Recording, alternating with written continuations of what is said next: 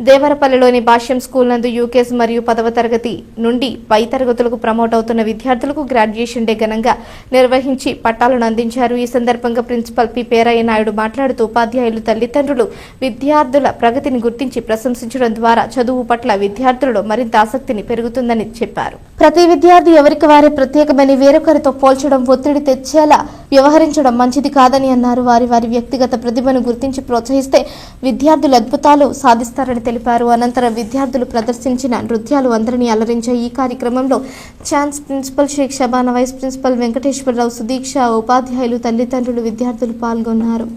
Of 5th class students, those who are stepping into the next level in their life. In fact, I want to quote some words from Geetanjali written by Rabindranath Tagore. Where there is a mind without fear and head is held high, where there is knowledge, where the knowledge is free, where the world has not broken up into fragments by narrow domestic walls. This great, take me into that great world heaven. These are the great words given by Rabindranath Tagore. Rabindranath Tagore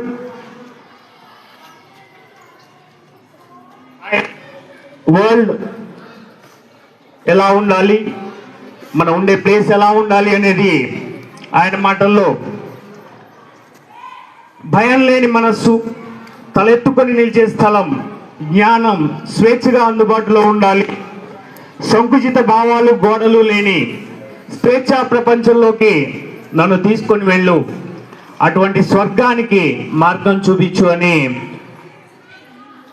Rabindranath Tagore వేడుకుంటాడు. టీచర్స్గా మేము